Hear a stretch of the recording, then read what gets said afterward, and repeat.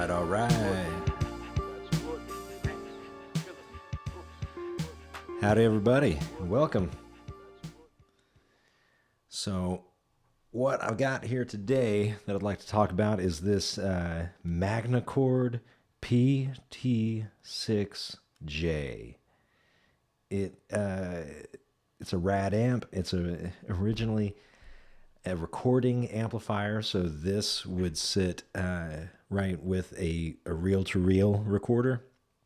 It has, let me show you the back of it real quick.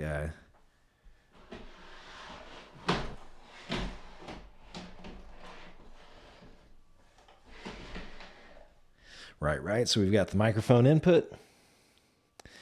We have right here is a DI input that gets interjected right on the other side of the input transformer for that microphone. So you can plug your guitar into that and it'll go through the mic preamp tube and the rest of the amplifier on out to the rest of the amp.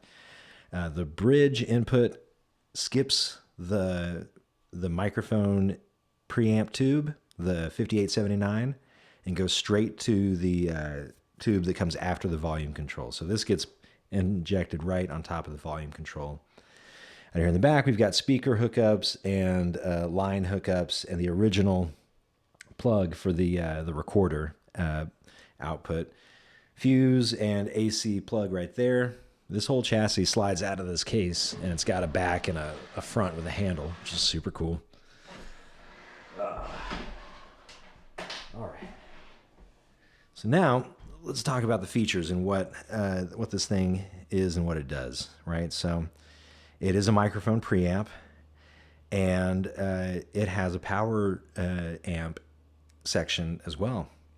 So it's got push-pull 6v6s in the output section of this thing, and a very unique output transformer, which has a push-pull primary, like you're used to seeing, plates and a center tap connected to the B plus and on and on. The secondary has a winding for the speaker output that has taps at 4 and 16 and a 0, a common, a ground. And then it has a completely separate winding for a 600 ohm output. And this is what they use to drive the recording head and to send a line down a telephone line back in the day, in the 50s, right? So I was super excited. This thing has an amazing triad mic input transformer.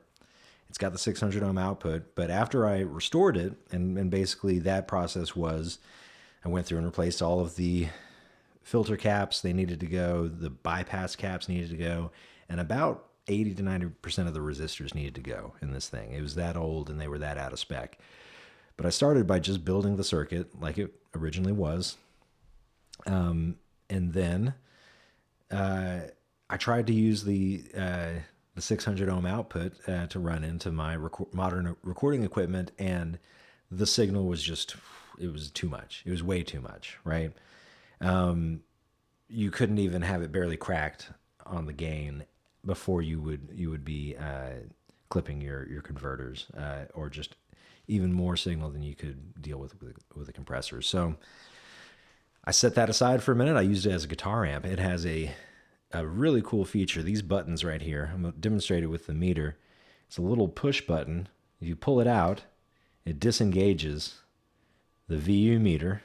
You push it in, it re-engages the VU meter.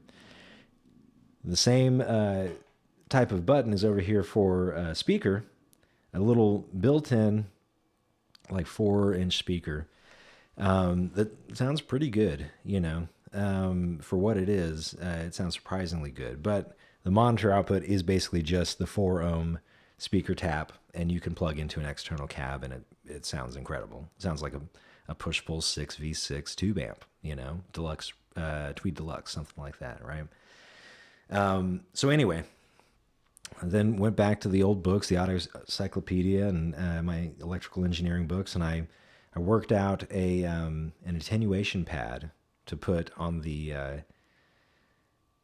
600 ohm winding, the secondary of the output transformer, to drop about 36 dB of signal across this pad.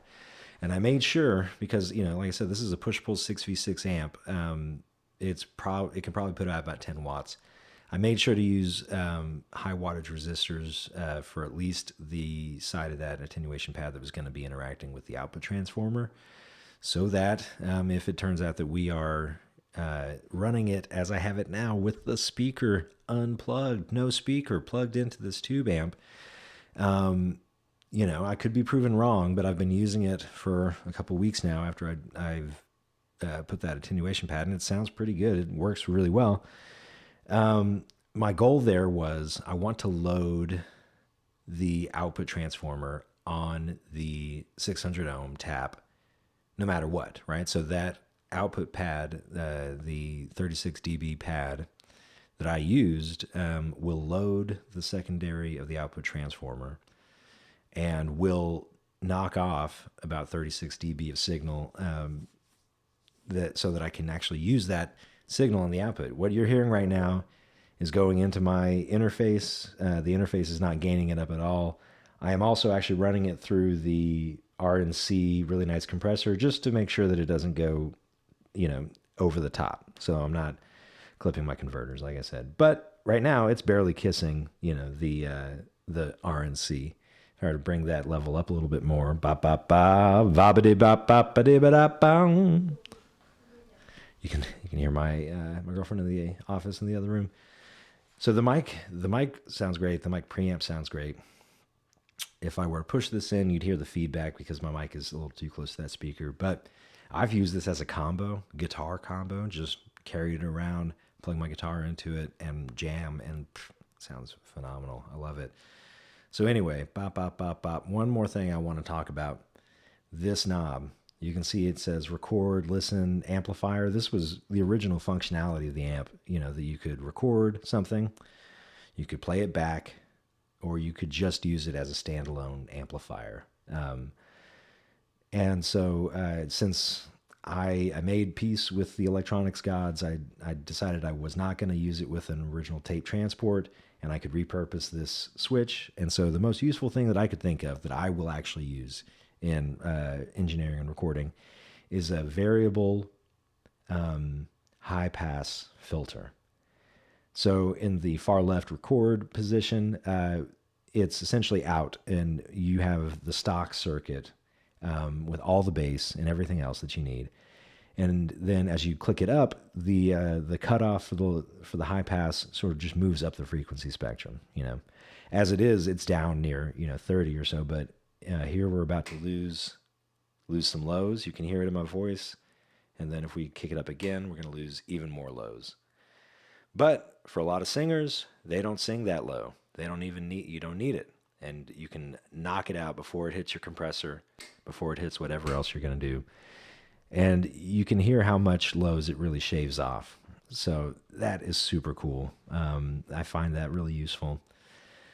And then, that's pretty much what's going on with this amp. I left the circuit pretty stock. It's got a lot of negative feedback coming from the speaker winding of the output transformer, which helps for stability, helps for frequency response.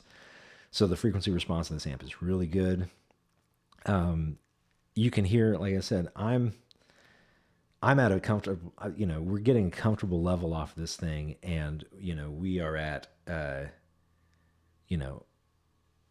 9 o'clock on the dial. So I could probably have used an even greater attenuation pad, but I didn't want to go much more than 36 or 40 dB, because I've heard that too much attenuation can introduce issues. Anyway, I figured it'd be a good place to start, and I like what it's doing. So, but as a reference point, when I've used this as a guitar amp, if you turn it up, much more than this, it'll start to overdrive the tubes. One cool thing about this amp, from an electrical perspective, is the B plus is really low. For a power amp, you would expect, something like this to have a B plus in the mid 300s, maybe even upper 300s, but the B plus on this amp is like 275. And so it's not going to put out as much power, and it's maybe going to saturate a little quicker on the dial. But like I said, because of that, where that attenuation pad is and how much signal it's putting out, you don't have to turn it up, much more than that. You get a nice, big, fat, clean signal. This is also the kind of amp you could saturate. I'd probably want to put it into a nice tube compressor, like I did in the last video, if I were going to do that.